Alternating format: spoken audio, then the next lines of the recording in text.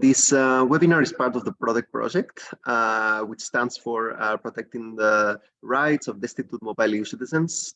It's a project, the third phase of this project already, and it's managed by FEANTSA to tackle the issue of homelessness among mobile EU citizens, because in many countries, a large number of the people that go to homelessness services are from other countries in the European Union. So this webinar is part of this broader project. And I will guide you now through a little bit the structure of the webinar. So there will be 2 hours, and with a short break in the middle, around 11.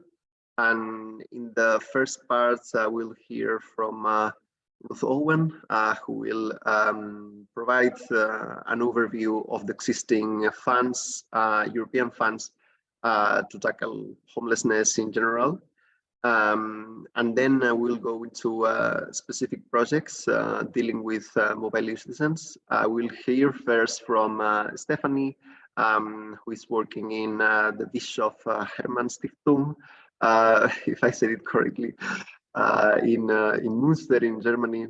And after the break, we will hear from Marco, who joins us from Caritas in Trieste, in Italy, and he will talk about the reception system that they have for mobile citizens and how they use European funds for this group. And then in the end, we will have another speaker who will join us later. She worked in the European Commission on funds about Roma inclusion. Since we are aware that many of the mobile EU citizens you work with have a Roma background, we thought that it would also be very interesting to have her speaking today. And the last part of the session will be a Q&A, where you can address all your questions to the speakers. So yeah, I really hope that you enjoy the webinar. And without further ado, I think that we can start. But before introducing the first speaker, I would like to know a little bit which country are you working in, the organizations, what is your position in the organization? Are you a social worker? Do you work more with the administration part, dealing with all the administrative details about project funding, project implementation? You can write in the chat.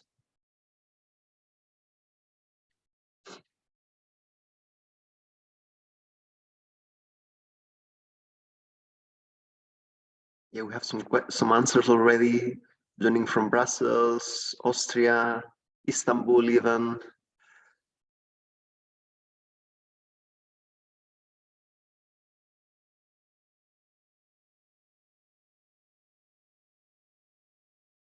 Okay.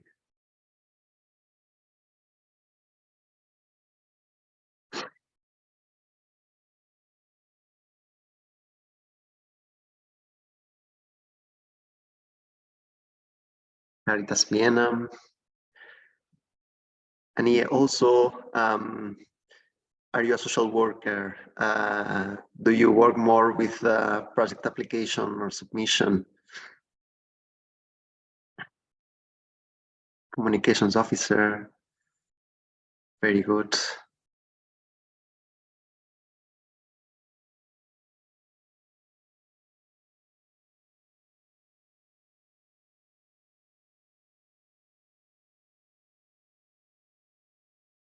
Also from ECAS, a European organization we work with quite extensively.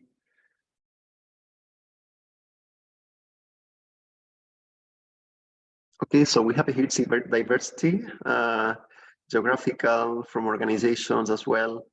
That's very good.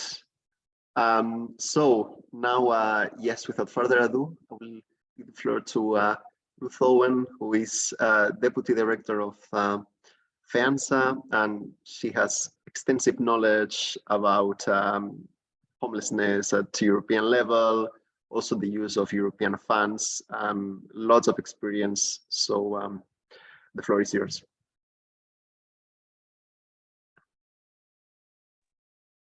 Thanks, Sergio. Apologies for me to start with because I'm a little bit ill. So if I cough or have to stop to blow my nose, please bear with me. So as Sergio said, I'm going to talk, give a little bit of an introduction to EU funds that can be used to support homeless people. My presentation is not comprehensive, but I just tried to focus on the biggest funds that are most relevant for the fight against homelessness. So I'll try and be quite short, and don't hesitate to put questions in the chat, or we can come back to anything you want to raise at the end of the presentation.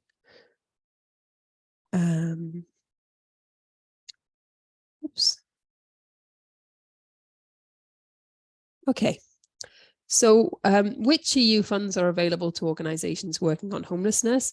I'd say that there are two major envelopes. The European Social Fund, which is now called the European Social Fund Plus on the left. So the European budget runs in 7-year periods, and we're currently in the period 2021 to 2027. And so it's quite near the beginning of a new period. There's been a lot of work taking place to finalize the programming documents. And because it's quite a new period, quite a lot of things are new. So this plus, the European Social Fund, used to be called the European Social Fund. It's now called the European Social Fund Plus, because a number of different funds were rolled together into one instrument. And that includes the Fund for European Aid to the Most Deprived, which some of you are probably familiar with. It's now part of the European Social Fund Plus. And so how does the European Social Fund Plus work? Well, it's two main ways. Most of the money, almost all of the money, is managed through what we call shared management, which means that the money goes out to the member states and to regions, to managing authorities, who then decide on their priorities in programming and actually implement the funds, handing out the money through calls for proposals. So it means that the money is distributed by the member states and the regions, and that it's they who decide the priorities within the overall framework, which is set by the European Commission in the regulations. There's then a much smaller part of the ESF Plus, which is called EASY, which is centrally managed. So that means that the Commission looks after the money and hands it out directly to beneficiaries. I'll come back to that later on in the presentation, but it's another way that organizations can sometimes access EU money for their work on homelessness, but it's a much smaller part of the funds than the part that is administered through shared management. And then the other big fund that's relevant to the fight against homelessness is the European Regional Development Fund.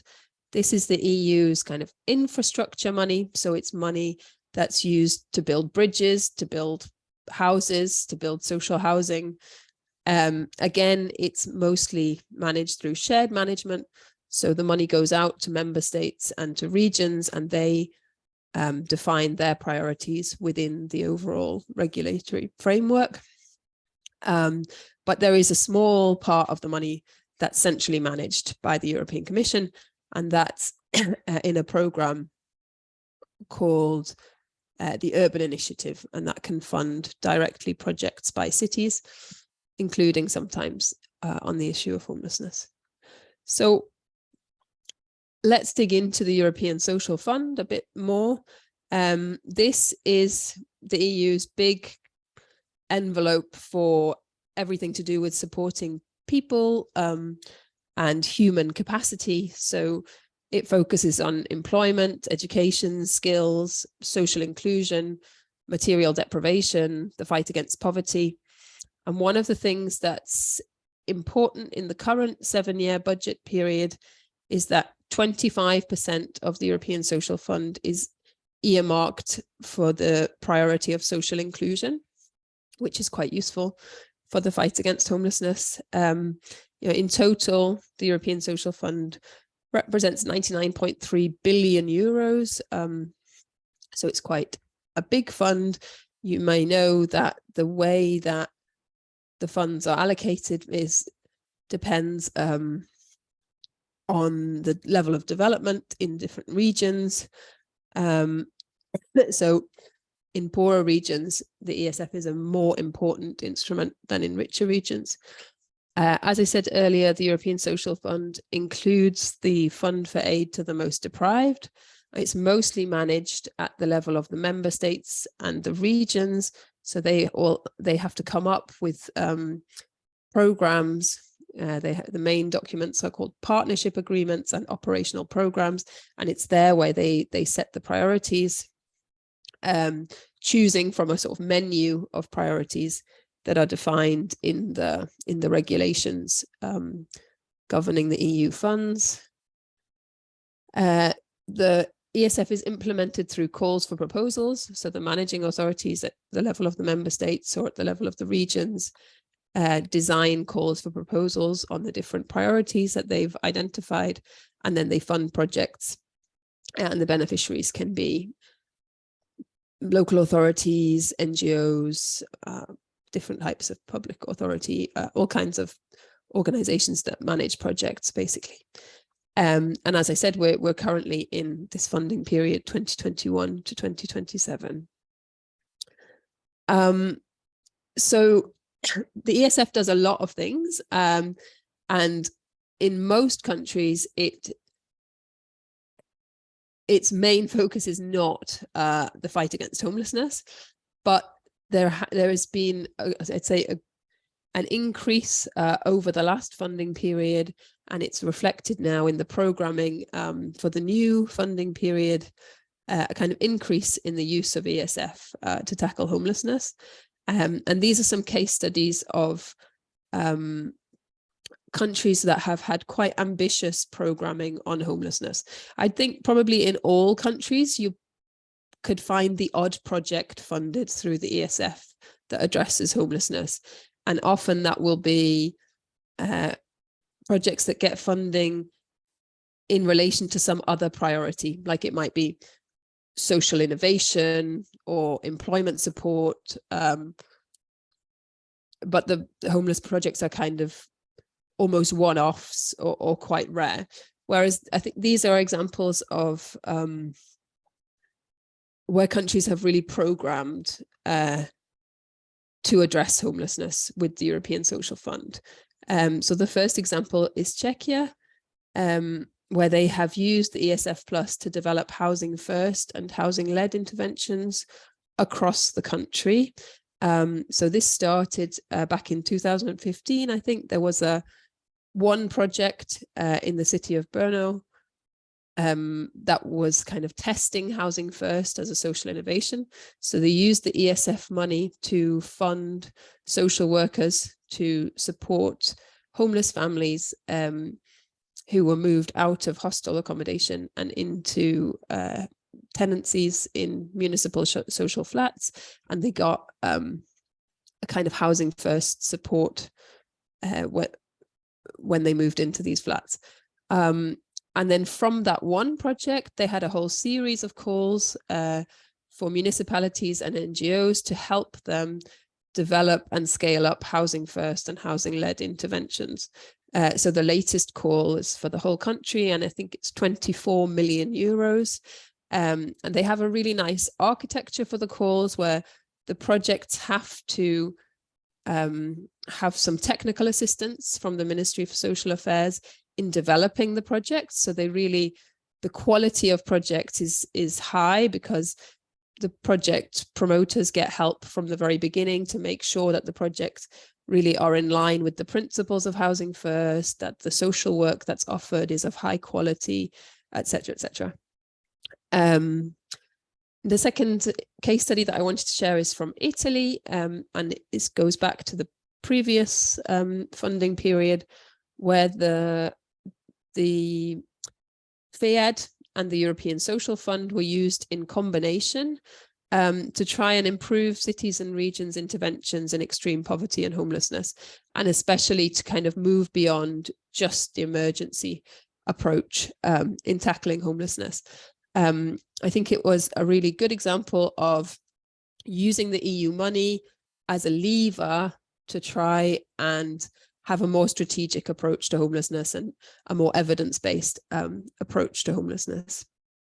And then in Germany, I think we're going to have a presentation from Stefanie on this shortly, but the EHAP Plus is the formerly the FEAD in Germany. Now it's part of the ESF Plus, but they building on work that happened under the last funding period. They have programmed 212 million euros targeted at homeless people and the most vulnerable EU citizens to provide them with advice and support services and try to provide a kind of bridge to more mainstream social services. So I think it's a really interesting example of really making homeless people and vulnerable EU citizens the target beneficiaries of this fund, and providing them with all kinds of advice and support services to try and address their living situation. I'm going to say a few words now about the centrally managed part of the European Social Fund, because it's quite important this year, particularly in 2023. So this is the part of the European Social Fund that the Commission manages centrally. So it doesn't go out via the member states. Projects could apply directly to the European Commission for funding on the basis of a call for proposals. And this part of the ESF is supposed to support social innovation. So all kinds of innovative solutions to social policy problems. And you may know that the Commission has launched in 2021 a European platform on combating homelessness. So it's a new policy initiative on homelessness, the first ever that the Commission has taken, and with all member states, they have set the common goal of making progress towards ending homelessness by 2030 and trying to work together to do that. And one of the priorities in the work programme of this European platform on combating homelessness is using the EU funds. And in that context, the Commission is planning a call in 2023, towards the end of the year, where they plan to have about 14 million euros made available to build capacity and test innovative solutions to address homelessness. We don't know exactly what that call will look like yet, and who the beneficiaries can be precisely. Often for these kind of calls, the beneficiaries have to be public authorities, but they can be working in partnership with NGOs. So I think that's something new, and it's quite a big opportunity, and it's potentially something that can be useful to organizations working on the ground on homelessness. So a few words about the European Regional Development Fund. I think it's fair to say that the European Regional Development Fund is less used in projects to address homelessness than the ESF. This is a kind of bricks and mortar money, so it can be used to build or renovate social housing. There's a lot of money in the European Regional Development Fund, but there are also lots of competing priorities, and most of the money in the European Regional Development Fund is earmarked for the green and digital transitions, which makes it more difficult. But there are examples of ERDF being used to develop social housing, and even examples of ERDF being used to develop housing solutions for homeless people or people who are at risk of homelessness. So in conclusion, I would say that there is EU money available that can be used in the fight against homelessness. There are lots of opportunities, but there are also lots of strings attached to EU funds, not least of which are the kind of administrative complexity, the multi-level governance, the fact that it depends in your member state, in your region, what the priorities are. So it's very much decentralized, and it's the member states who program the big money.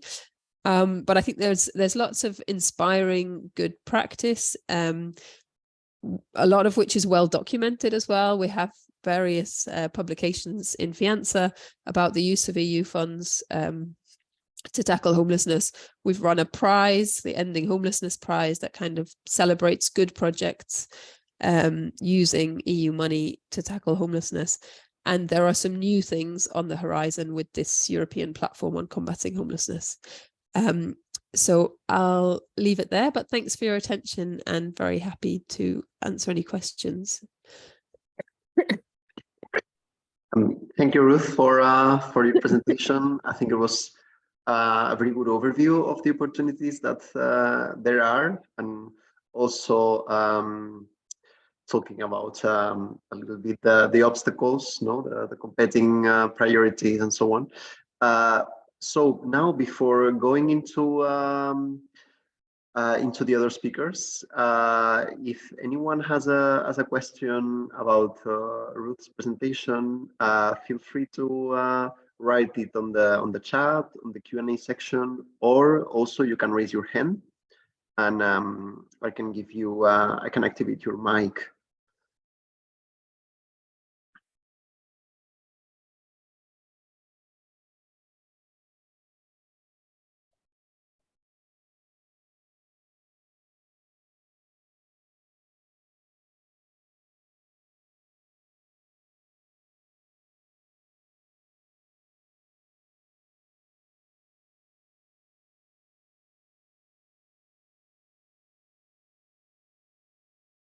If you have any doubts or any concerns that you find in your work, don't be shy. Okay. Okay, maybe you will have some more questions when after listening to the speakers. We'll have a Q&A space in the end anyways. So now, without further ado, I will give the floor to Stefanie. She's project leader at the project AIM, which is run by the Bischof-Hermann Stiftung in Münster in Germany. They have a lot of experience working with mobile youth citizens, especially families with children, if I'm not wrong, Stefanie. And yeah, using this project is funded by the FEAT in Germany. So I will give you the floor now, Stefanie. Hello, good morning from Münster. Thank you for introducing me, Sergio, and thank you for having the possibility to tell you something about our project, which is run by FEAT, which is funded by FEAT Plus since October 2022. And which is called AIM-EU, which means Arrive in Münster, or in German, Ankommen in Münster. And as Sergio already said, it's run by Bischof-Hermann Stiftung, which is a foundation in the city of Münster that has a lot of different offers for homeless people that live in our city. Münster, for the ones who don't know it, is located in the western part of Germany. It is a famous university city and has around 380,000 in 18,000 inhabitants, and is in our at BHST, it's also famous for a very difficult housing market with a very low quote of free housing available, which leads to a lot of difficulties. So I will start to share the screen.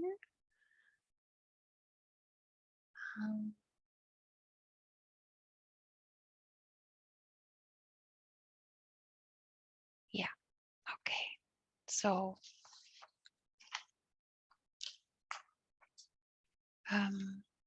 As Ruth already mentioned, some information about the FEAT Plus. I don't have to explain too much about this.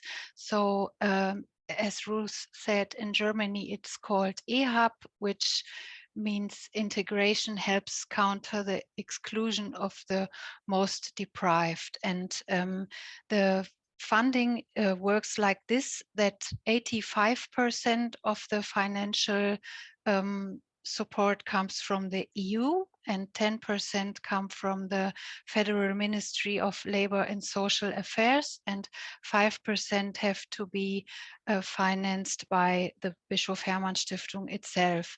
And for this project, which goes from 2022 up to 2026, we have 1.4 million euro for our work and to pay the staff and the offers.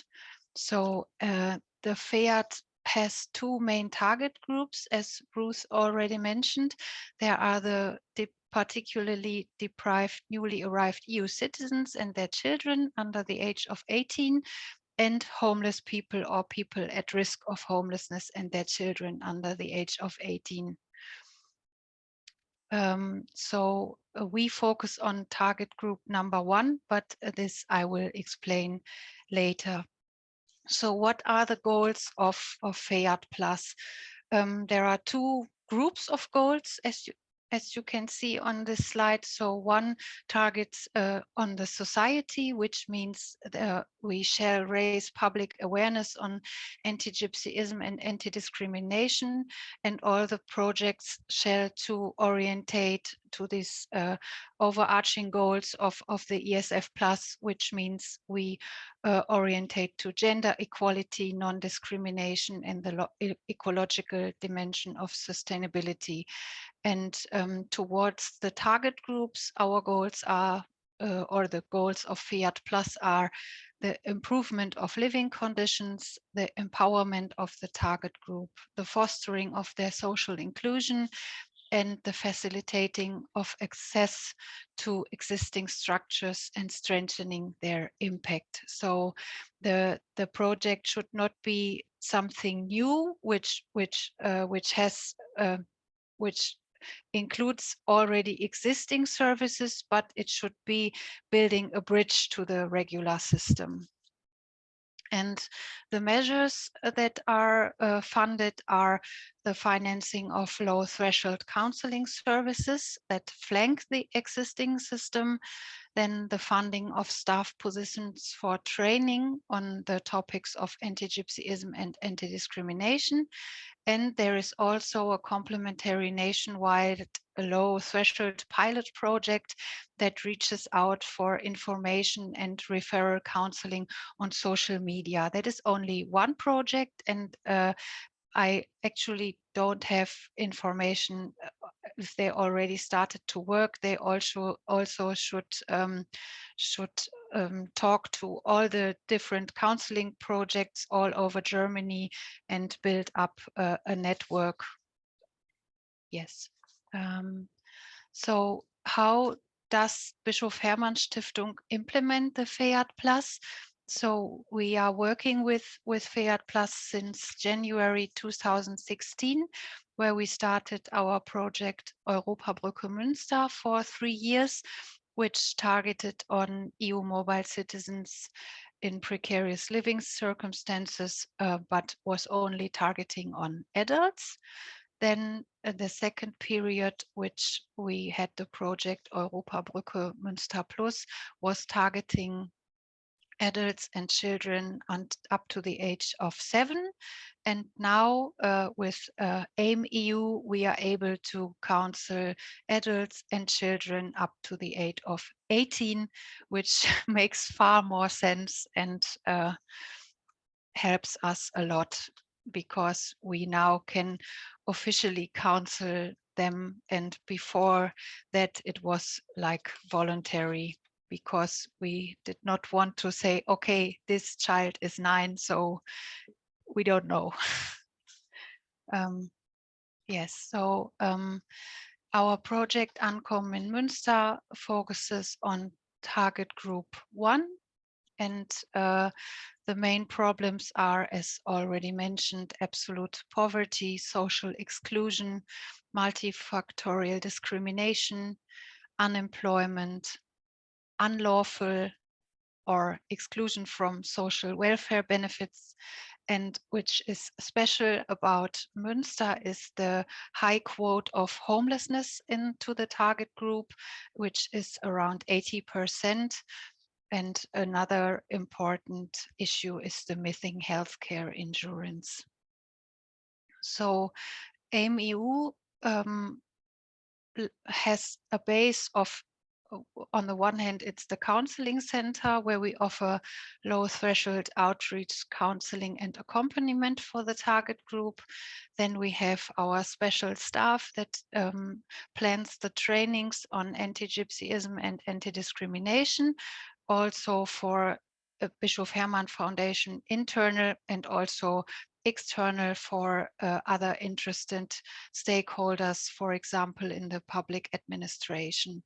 And also this staff works together with other network partners and organizes and plans the annual weeks against racism in Münster, which take place next week.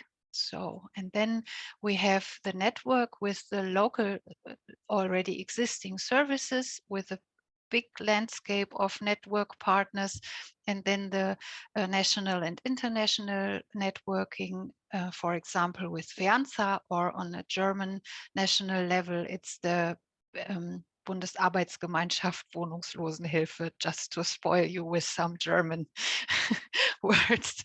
And all this stands on the cooperation with the municipality, which is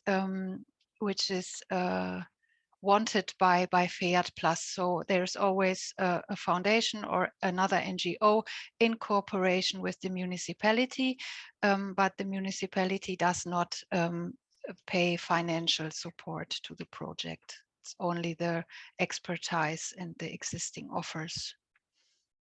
So, and then we can see it's, when I was making the presentation, I had the idea to make it as a scale, and because I wanted to show how many difficulties the clients have and which burden lasts on their shoulders, and we offer a lot, but it's never enough. So with our counseling center and the public awareness, we can do something, but we cannot finally solve all the problems, and also not in the short distance. So that yeah, just shows me how sometimes challenging the work in the counseling center for this target group is.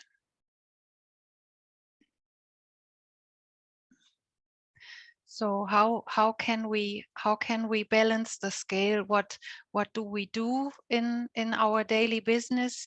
So we have 4 main fields of activity, which we started in 2016 already with this. So we said we have to secure the livelihood, we have to support the target group to find a job, and to do all the paperwork to be able to start to work, and help them to access to the benefits they are entitled to, for example, the Kindergeld and the Bürgergeld, which means it's unemployment benefits or child benefits, for example, which makes a big part of our daily work. And the support of the target group to find a job is possible since the new period, since we have AIM-EU. Before, it was not foreseen by the first FEAT. It was not foreseen to support the target group in finding a job. And then we have the area of housing, which means from the high level to the low level, maintain existing housing or help to find and rent regular housing, and on the basis to help them to access shelters. Then we have the educational sector, which means we try to support the families to help them to get their kids to kita and school, together with the school office from the municipality, which we have a good collaboration with, for example, and then also the access to language training courses for the parents.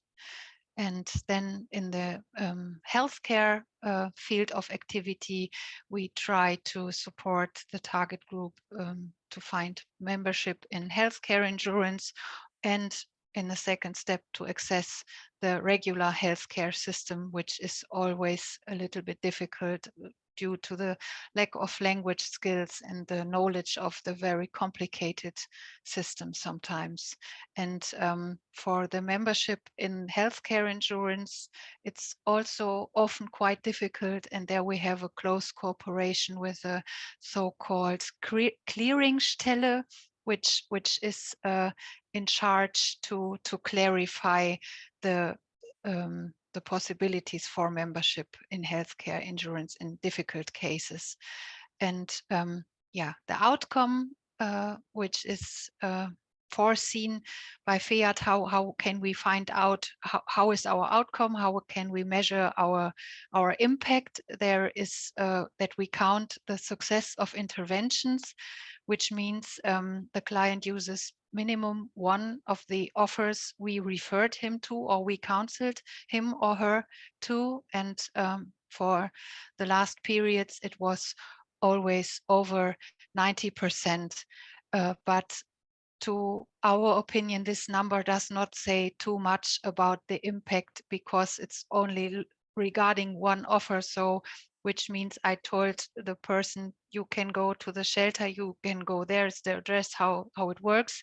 And the next day he or she comes back and says it works, and that's my success. But that's not what I want to measure as a positive impact. And this is a challenge, I think, for the new period, to find out a differentiated documentation system to be able to measure the outcome in a more specific way. So finally, I want to say that we are very happy for having FEAT, because it's really, really helpful, and it enabled us since a long period of time to address an extremely disadvantaged group of people, which helped us to build trusting relationships and offer effective support. So when we counted the cases we counseled since the last period, it was over 1,200 people. And now, starting from October, we already have 300 cases which use our offer. So it's a lot of people that we can reach.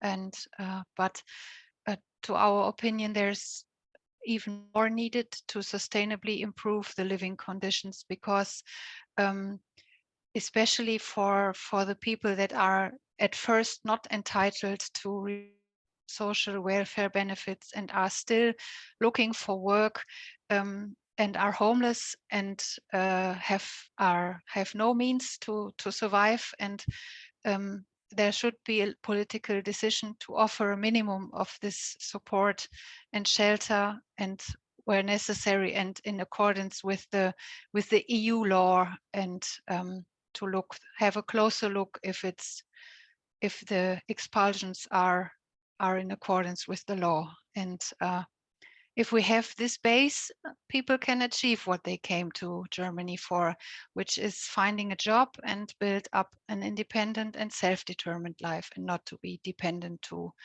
transfer benefits or housing shelters. Thank you.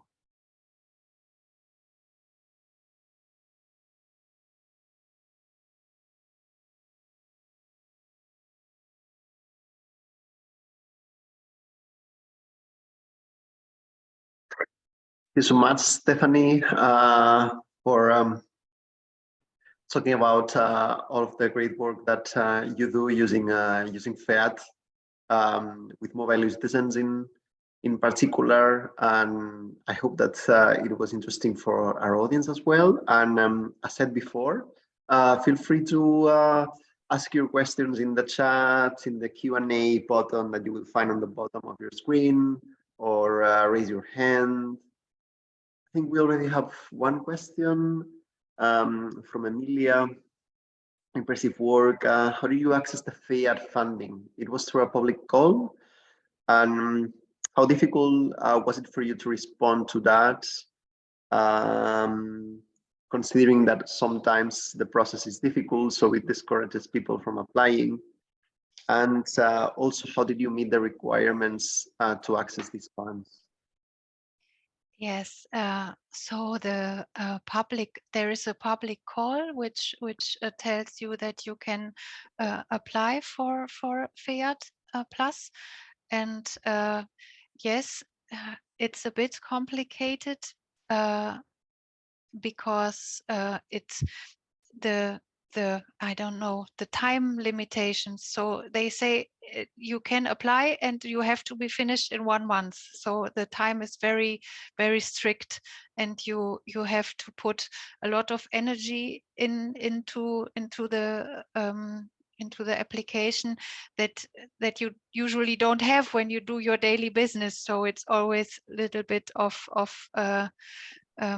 yeah, overworking also. And then I think it's not too difficult to respond to the monitoring, because with FEAT it was complicated because we had a computer program where we had to enter all our clients in a very difficult way, and which was not really able to be evaluated. That was difficult. That was not great fun. But now it's all in one new application, which is a little bit easier. But it's easy, but the measurement of the outcome, as I already said, is not as what we hoped to be able to say when FEAT says we only fund you for 4 years, and then you have to be continued by support of the municipality, and it's very difficult to present the outcome, because it takes a lot of extra work which is not foreseen by the documentation that's needed for FEAT. So that is one difficulty, but the normal monitoring, I think, is okay. What is also difficult is the financial situation, because that is really difficult, and they have a very close look on the financial things, and you have to explain a lot, and then they say no, it's not enough, and then you have to explain again, and then they check it. And the if it works bad, you wait a long time for the money to come, and if you are only a very small NGO, you will not be able to pay your staff, and that discourages some smaller NGOs to apply for the support, which makes it really difficult. Yes, I hope that is a sufficient answer. Yeah, I hope that was clear enough, Emilia. And yeah, and I don't know where you are joining us from, but as Ruth said, although FEAT is a European fund now, part of the European Social Fund, in the end, it's every member state who is the managing authority, let's say. So maybe they will have some differences in terms of requirements, also some difference in terms of timing for submission of applications or the opening of the calls.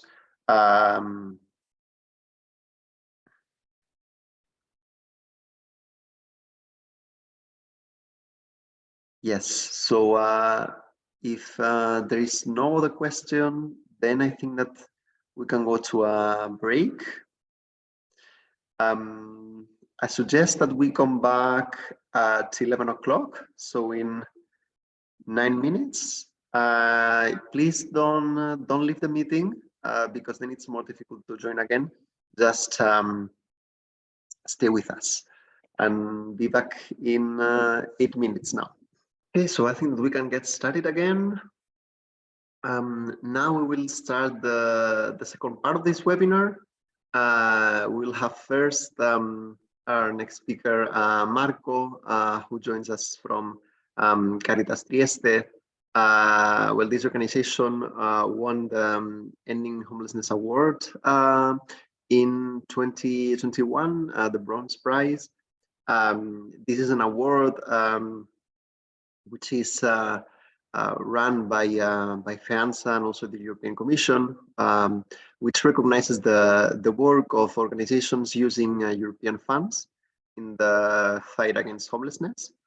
And now Marco will talk us through their work in the reception system of mobile citizens in homelessness and how they use European funds for this group.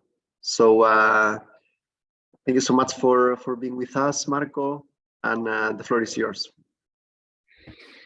Well, good morning to everyone. Thank you for this opportunity. And now first of all, I'm trying to share the screen. I think it's okay. Yes. Yes, the focus of my my speech is about the youth funds to tackle homelessness. And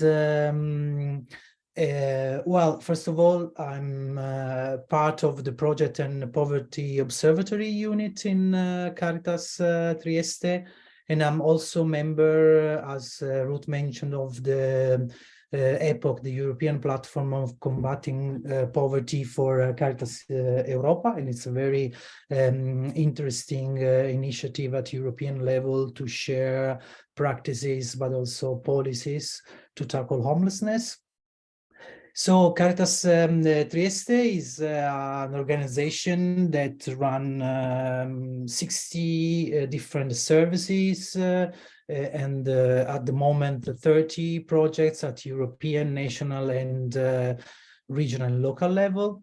And we are like 130 employees, more than 400 volunteers, and we are a member of FEOPS, that is part of the FEANTSA network.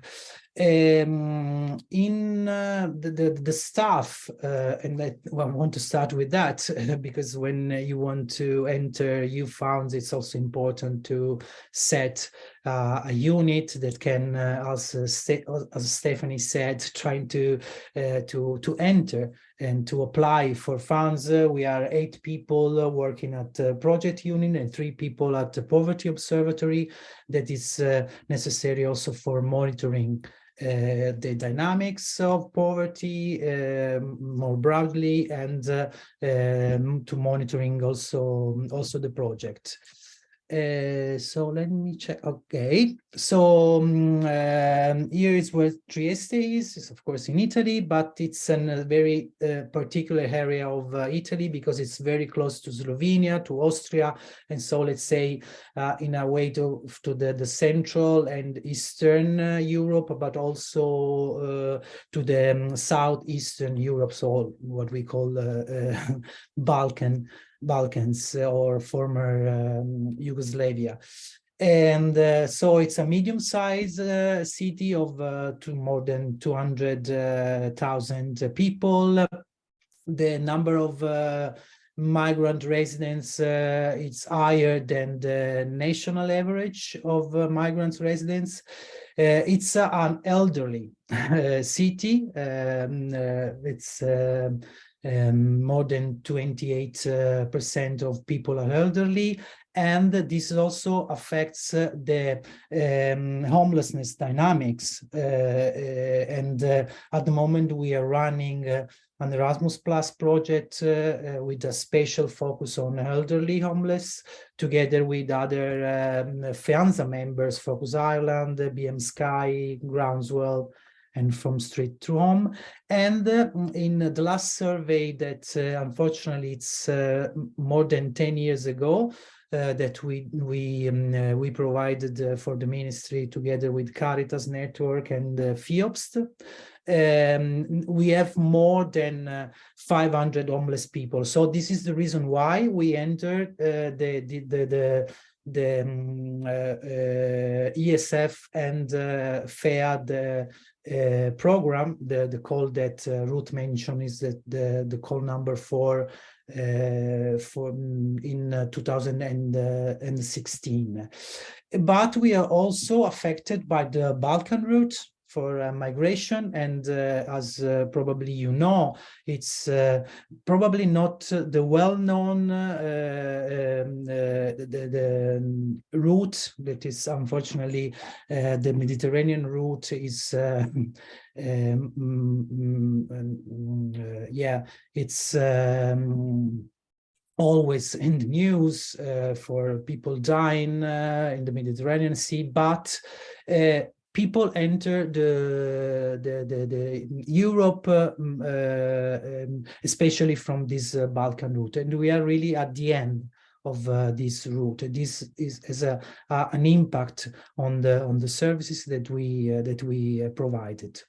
So this is the broad picture of the reception system that we have for homeless, and we work together with the municipality and NGOs at local level just to overcome the emergency approach. And Ruth mentioned this, that in Italy we are trying to overcome this, and we really worked hard at national level, at regional, but also with the municipality of Trieste. And at the moment there is only one night shelters, and the other the system, the mosaic of the system is as the first level this emergency social assistance, and then I will go deep through this later on. And then we have the 24-hour reception centers, Housing's First program that we started with the support of FEANTSA in 2013, with a lot of training first, because there is a paradigm shift, so especially for social workers. And then, because of the Balkan routes, we set up with NGOs and municipality a navy rotation. This is what we call system for people living rough sleeping. And at the moment, we have like 189 places, beds in this reception system. So the first level is this emergency social assistant. What is interesting and important to underline that this emergency social assistance is part of the essential levels of social services. In Italy, finally, after let's say 20 years now, there are all the municipality across the country has to provide some services, and one of these services is called in Italian PEACE. It's the translation is emergency social assistance. At the moment in Trieste we have like 24 places, and we run these services, and it's found with the REACT-EU funds and ESF Plus, and also a national poverty fund. I tried to find some data regarding the EU mobile citizen. So it's just a small group of the customers of these services, 2.6%, and coming from Croatia, Romania, and Bulgaria. And but the customers are mainly non-residents people, so we can provide these essential services for the ones who need, even if they are not resident. But we also try to work with public social workers, so mostly the 30% of these customers have a public social worker. There are more females than male, and this is in the opposite of the broader picture regarding homelessness, where, as you know, most of them are male. And there are also people over 65 years old. This is the reason why we have a special attention on elderly homeless. And they stay from a minimum of 3 nights in the last year for a maximum of 96 nights. This means that it works as an emergency service, but at the same time there is someone who is stuck on these services and is not able to go through another services, so more support. What we provide is social support, basic needs as food, a starter kit, and this service is a bridge with other services to have a more complex, support. Oh, sorry. The second one is the 24 hours reception centers, and we worked very hard with the municipality not to have a winter emergency system or just for a few months or only night shelters. And now we have 5 centers with 82 beds to provide a more specific support for homeless people. 1.6% of them are EU mobile citizens from, as I said, Romania, Croatia, but also Slovenia and Poland, and some Roma families, especially from Serbia. So there are females, as I said, but there are a lot of minors there because of families, of course, and also some people of elderly homeless people. So as you can see, we can provide the services for the entire year and even more. And there is more complex system of social answers as a social secretariat, orientation, educational and psychological support, financial tutoring. Also, we work on employment support, and also with Italian classes and the school support for minors. The funding of that, sorry, I forgot to mention, that is the national poverty and also an extreme poverty funds that we have in Italy. And as someone mentioned in the chat, there is also the opportunity with Erasmus Plus. As I mentioned, we have this network with some FEANTSA members. And then we have the Housing First.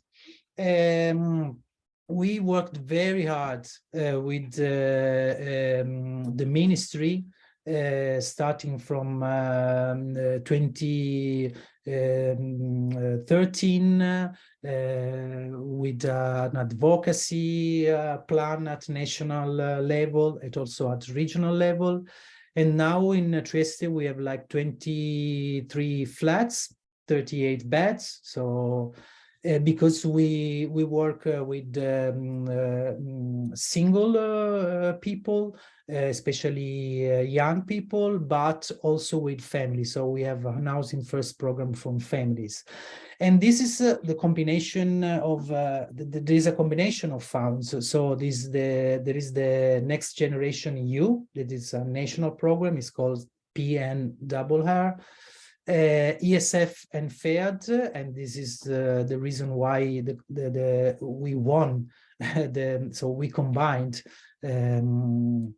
these two funds with this call number 4. But there is also a regional fund for innovation, for housing innovation, and we use this fund especially to renovate flats. So in this system, there are non-EU mobile citizen homeless people, because we work only with people with residency. And it's interesting because, as Ruth mentioned, it's an evidence-based approach. With FEOPST, we worked a lot to set up monitoring with the university, try to understand if the system works or for what we have to change in the system. And we provide, as in the previous system, a lot of let's say services, educational and psychological support, and all the things that I already mentioned in the previous system. The heavy rotation, it's for just for a few days, and not to give to rough sleepers the opportunity to have a bed. It's a system of 3 centers. And he has municipal poverty fund. And here we can find 14% of EU mobile citizens. They are only non-resident, only male, and we provide just basic need support there. This is the picture of the costs. All the system needs more than 2 million euros, and you can see the differences.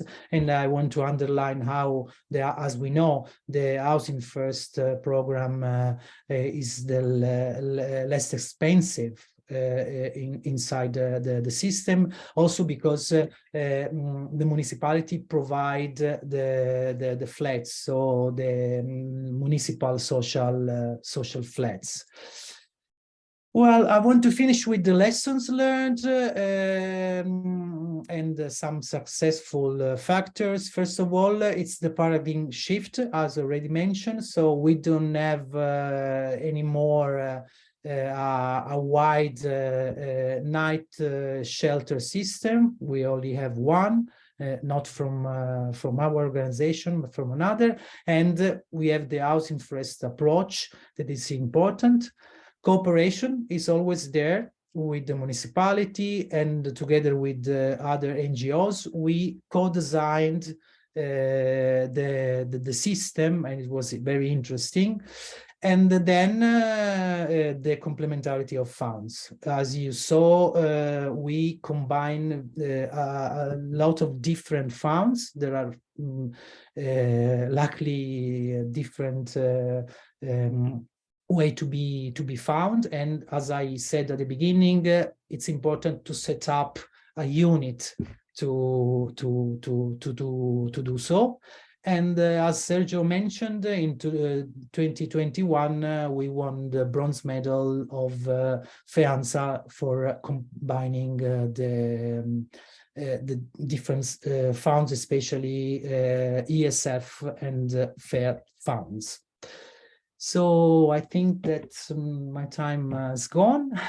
So thank you very much. Here you can find my email, and of course I'm open for from some question from you. Thank you. Thank you so much, Marco, for explaining us your great work with all the different models and paradigms to work on the area of homelessness. Like you have services for emergency, but also for housing first. So it's a very good and comprehensive work that you do in Trieste. So now I suggest that if you have some questions, to keep them to the end of the webinar, where we'll have actually some time for a Q&A. And now I suggest going to our next speaker, who will be the last one, Lavinia. I don't know if can you hear us well? Yes, thank you. I can hear you. Let me just. Yes. Okay, perfect. So let me say a few words just to introduce you. Lavinia works in the European Commission, and she works on the inclusion and non-discrimination of people with Roma background. And since many of the mobile EU citizens that you support in your services have this background, we thought it would be very interesting to have a speaker with us who could tell us more about the existing European funds to work with this group. Yeah, Lavinia, thank you so much for your participation, and the floor is yours. Thank you so much for the invitation, and I also want to thank the previous speaker. It was a very interesting and informing presentation.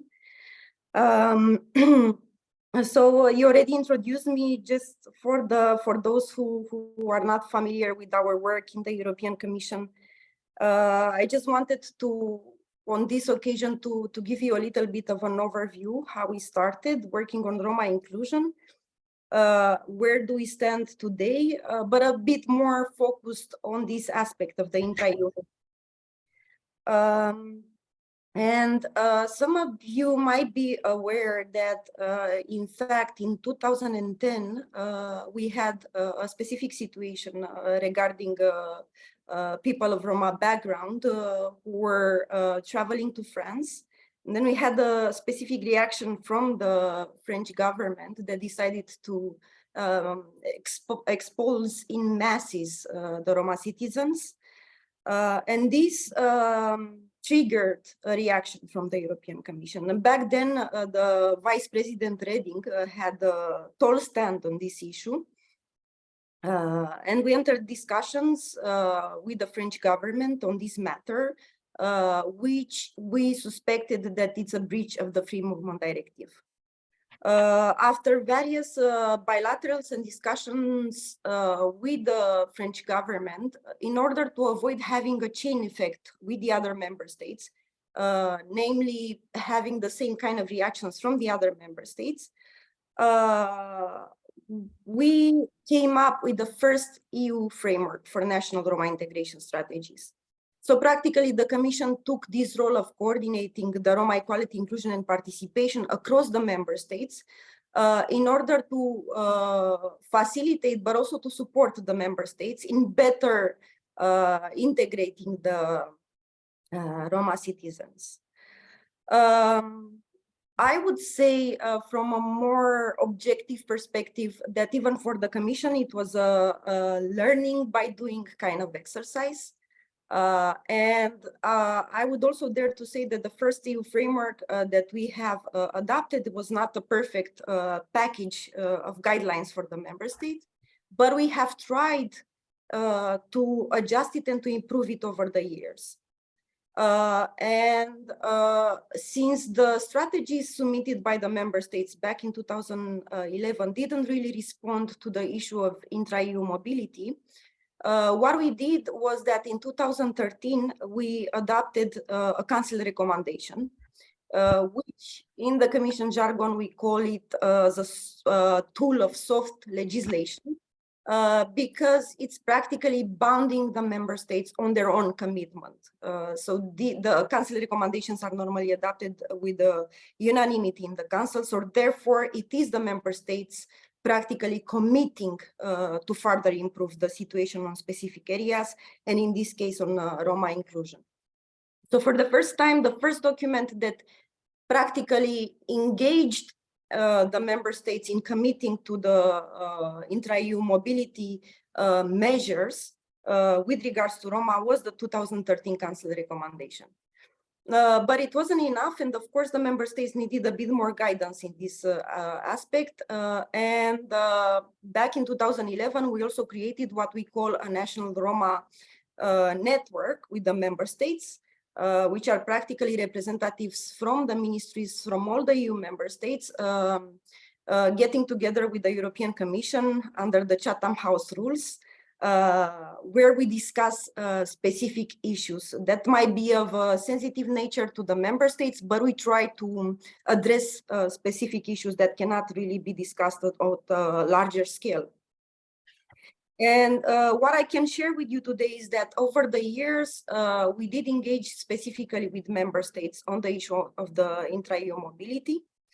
And we have had at the margins of the national Roma contact point meetings, we have had working groups with the member states on addressing these specific issues.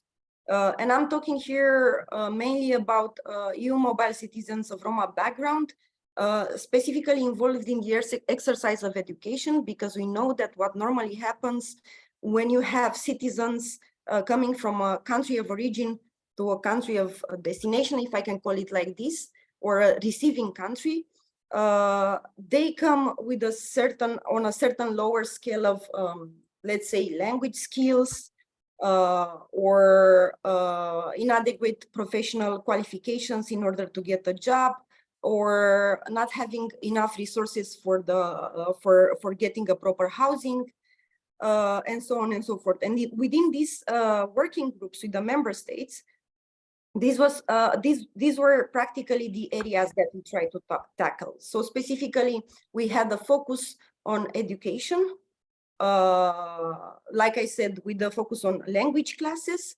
but also coming up with these specific classes for students to be able to catch up with the rest of the mainstream pupils.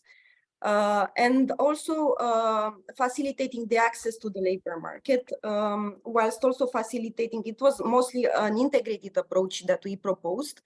And housing was also one of the main areas that we tackled within this discussion. With regards to the countries that had the specific interest here, what I can tell you as a main observation from the side of the European Commission, it is that normally the countries that do want to engage in these kind of projects are the countries of destination or the receiving countries, and not so much the countries of origin.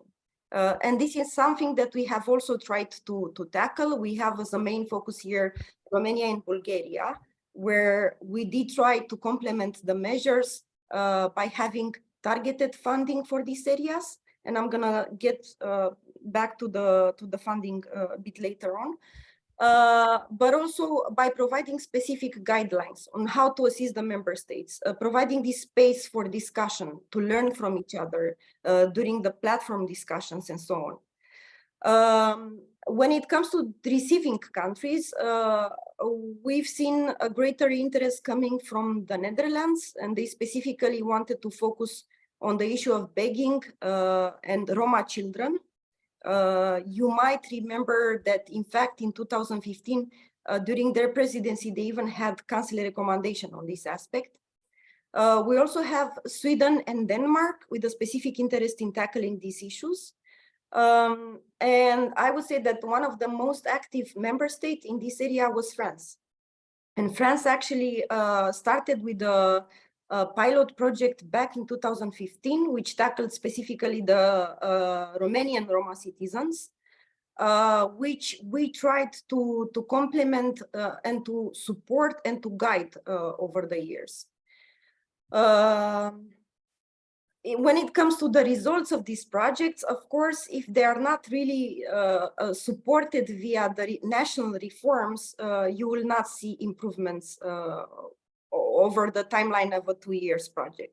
So of course, what we tried to maintain here and to support and to encourage the member states to do is whenever we had pilots that kind of showed a sort of initiation in best practices, to take it over at the national level and to have it multiplied in a structural reform.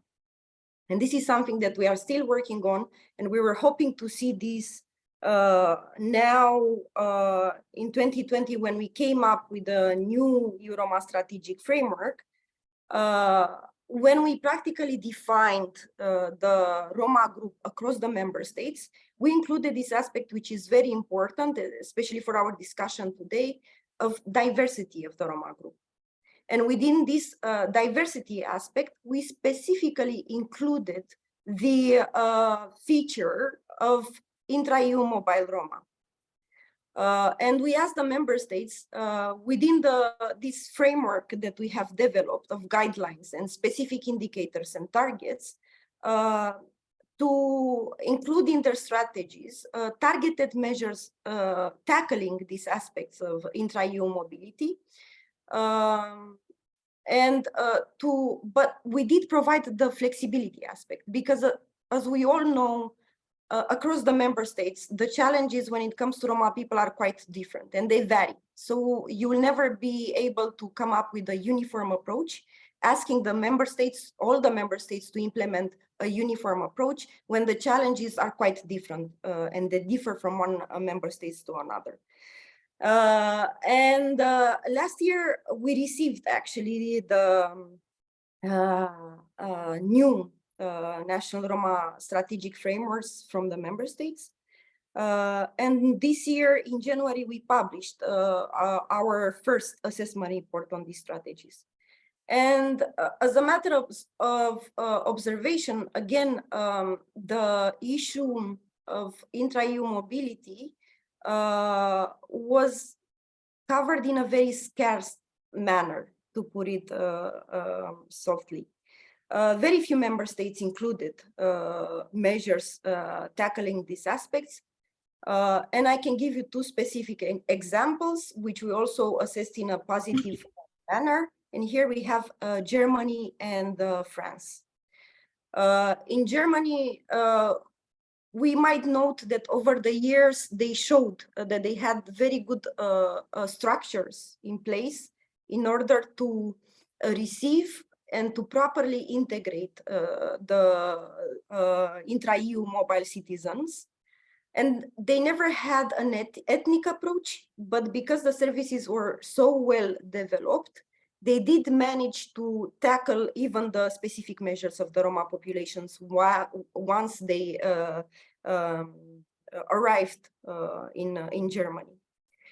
When it comes to France, that was a novelty for us because France has always had this mainstream kind of approach. They never wanted to have a specific approach towards the ethnic group. But within their new strategy, they also have a big focus on housing. And they do specifically refer to intra-EU mobile citizens.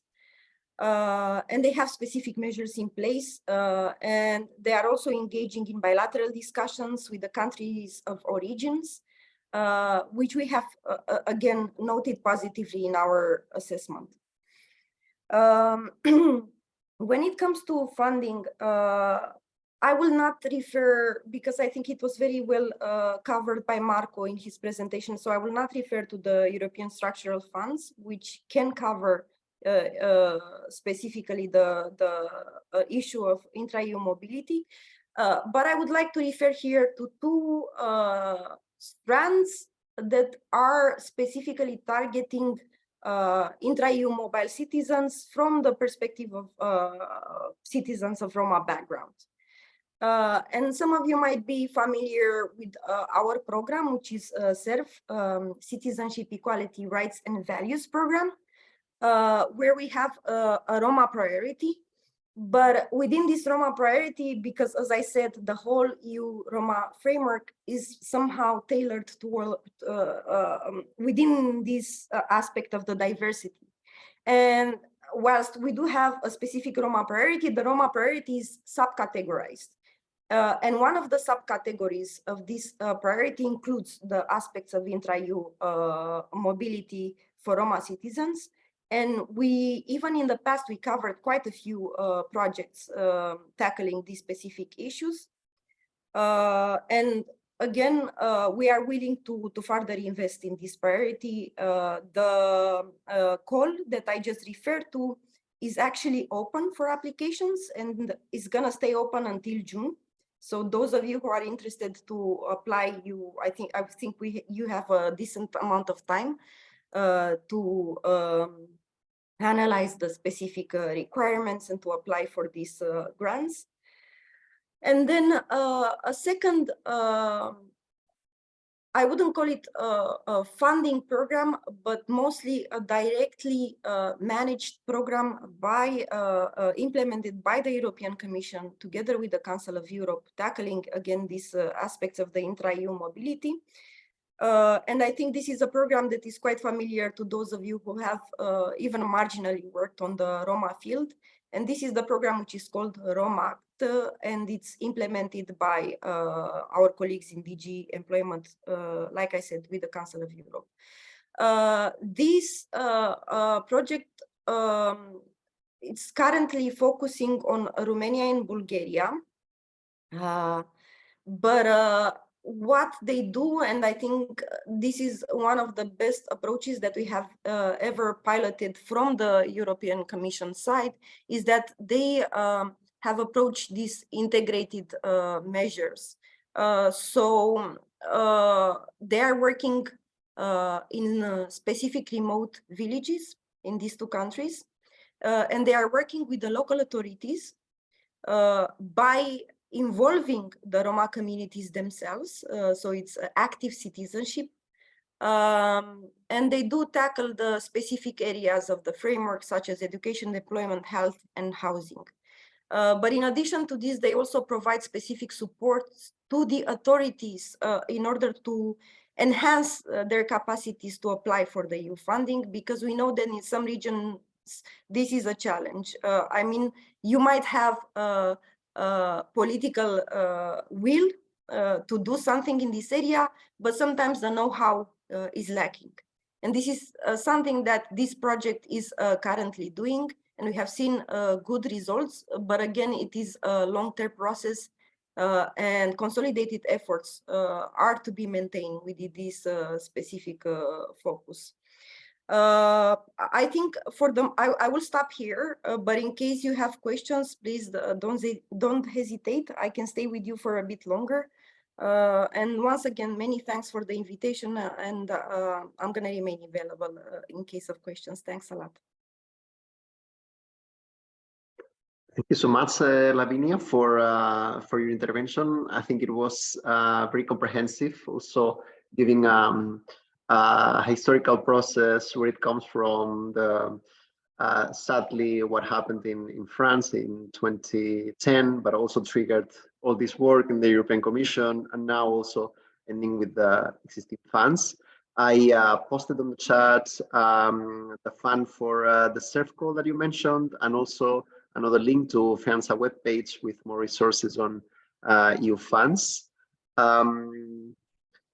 So now, as I said before, if you have any questions for any of the speakers that were with us today, feel free to write them on the chat, on the Q&A section, or also to raise your hand, and so I can activate your microphone. Please do not hesitate to take advantage of this opportunity.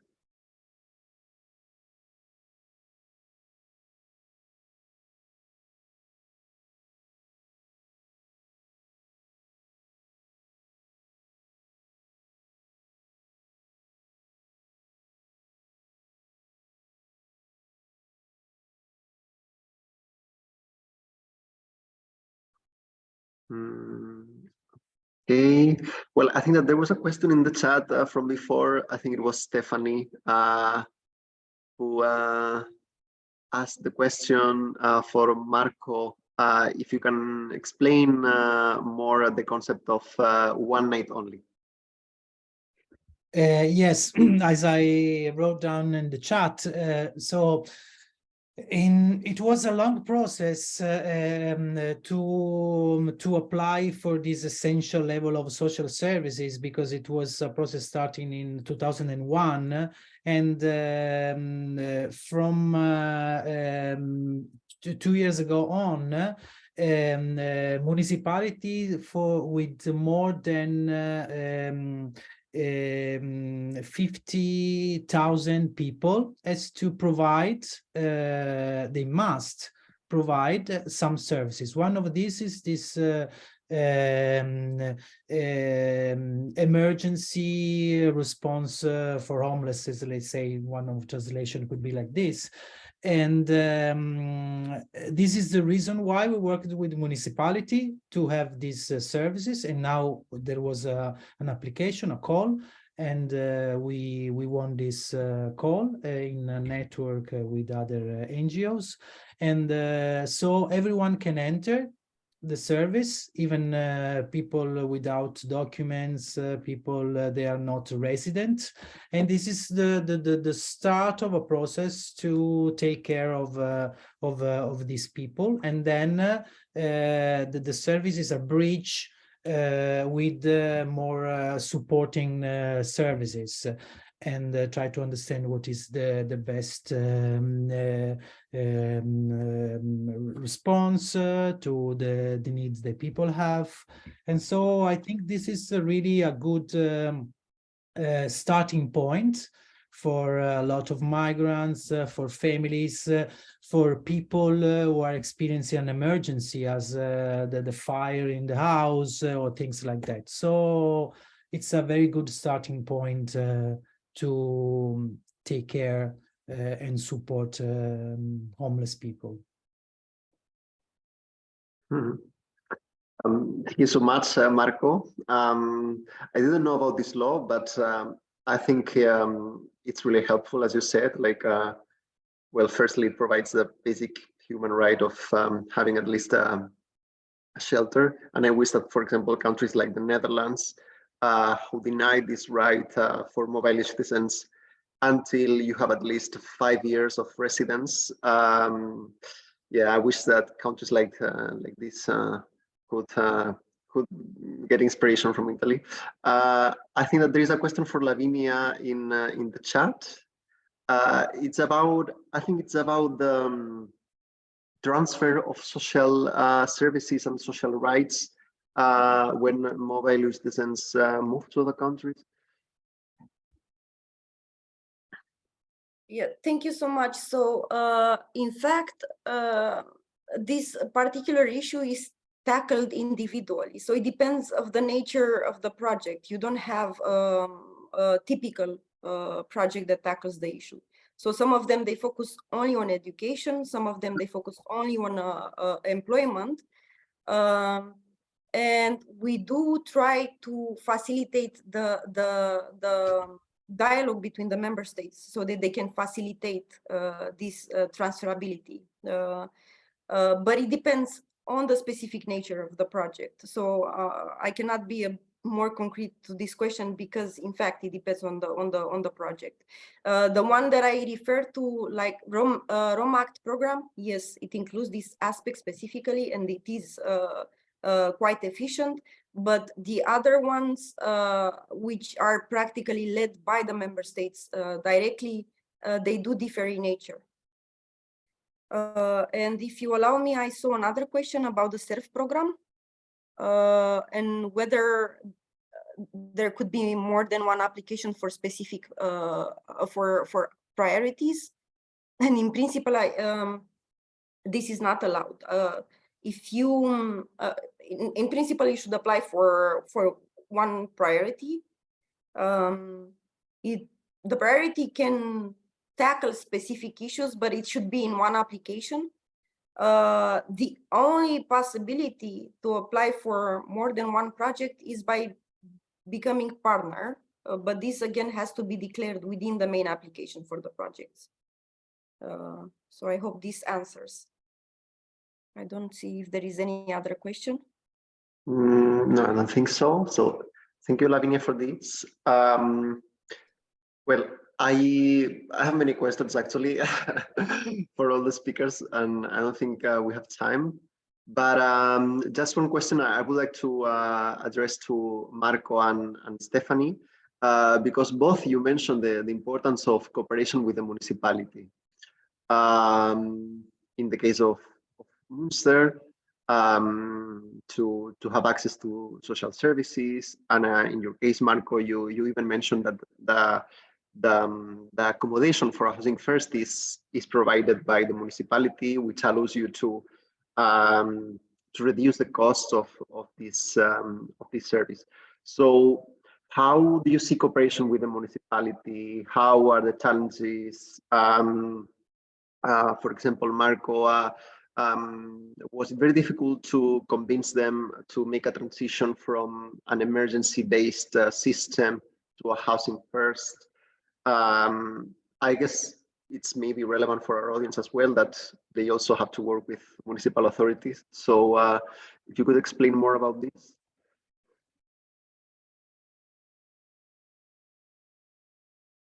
You go first, Stefanie, or me? As you prefer. I can start. Okay. Yes, cooperation is crucial in what we do, and of course there is a trust that we built up during the years, but especially in even here in 2021, there are guidelines from the ministry that give the opportunity to the municipality to co-design services. So it's not anymore a call that comes from from without any control about NGOs, but what it's possible to do is to have a round table where we are not one NGO against the other, but we stay at the same table and we think together how we can co-design the system. This is a way not to have this fighting within NGOs at local level, but because we work in the same field, there is the opportunity for the municipality to have this call for co-design, let's say, and it's very good because we are not, anymore. There is not a competition, but there is a way to take the different ideas together and to build up a co-designed project. And this is really interesting. Then regarding the paradigm shift, what was important to find our own funds for the implementation of Housing First program, because the municipality at that time was not very key on this kind of approach, because say no, we did something similar and it didn't work. So we found some private funds starting from 2015, and we had like 3 years implementation, and then we can say these are the results. Why don't we apply for this European national fund coming from the ministry? And now public social workers and also the directors of services and of municipality services, now they know that this methodology works. So it was a long process.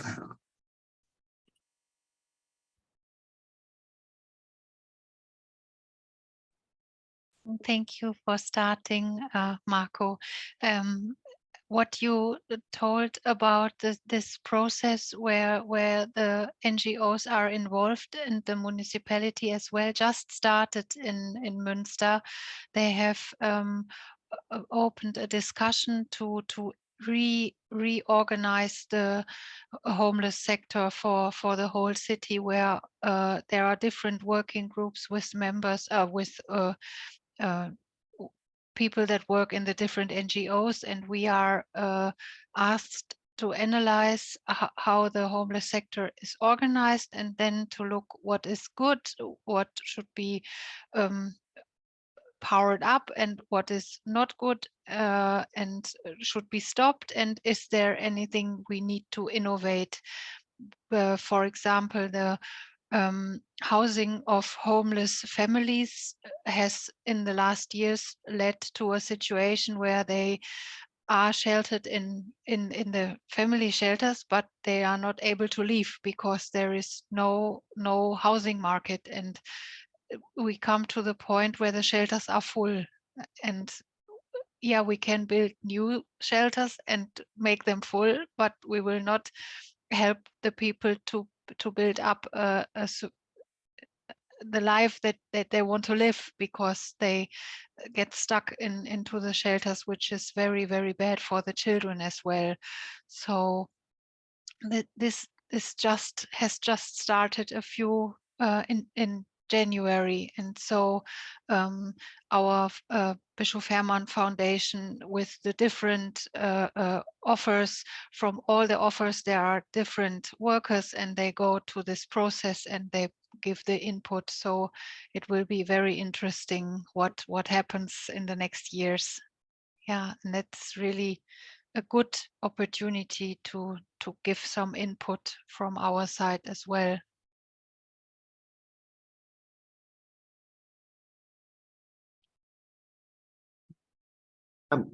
Thank you both for your answers. I think it's quite an important topic, all this cooperation between organizations and public authorities, municipalities in this case. I also have a question for Lavinia, because I was very interested when you mentioned in your presentation the work of France in the area of housing. Especially in this country where the so-called bidonville, like slum camps, I guess it could be a translation in English. Well, these bidonvilles are a big problem, or at least they were a big problem in the recent past. So could you explain us a bit more about the measures that France has taken in this regard? Also, if they focused on intra-EU migrants or just people with Roma background in general. Thanks a lot for the question. And indeed, it's very specific when it comes to Roma, and it's not only in France, but I would also give us an example here, for instance, Italy, where we had this sort of illegal settlements, which over the years were financed by the government itself. So in both cases, what is currently done right now within their new strategies, you have specific housing components, part of the Roma strategies, that facilitate the access from these illegal settlements, or even legal in some cases, because not all of them have this illegal feature, to put it like this. But they facilitate access to social housing. And this is done targeted. And they have specific indicators in place to do this.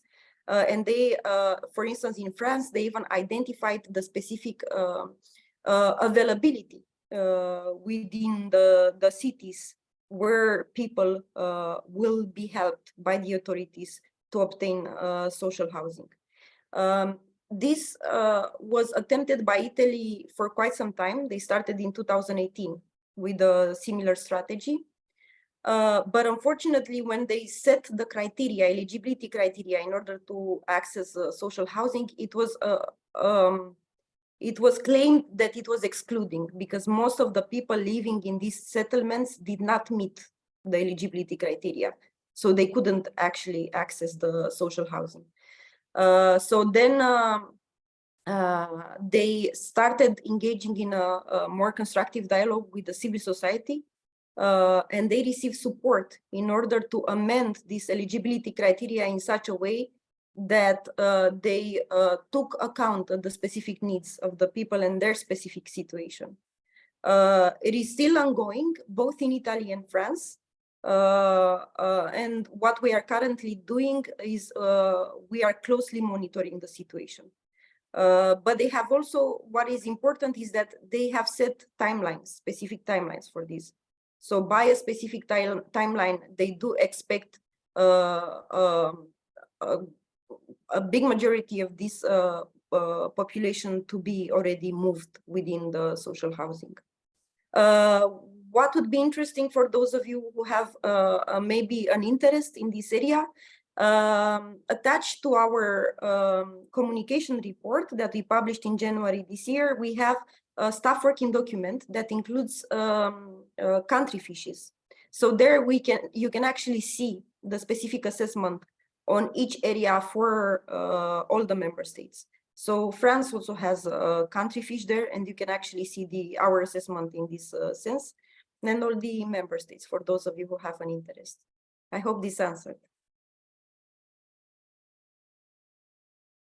Yes, thank you, Lavinia, for giving more details about this housing work. I also just pasted the link on the chat to this review of the Roma strategic frameworks that you mentioned, and I guess that also in this webpage you will find the staff working document with more specific information on every country.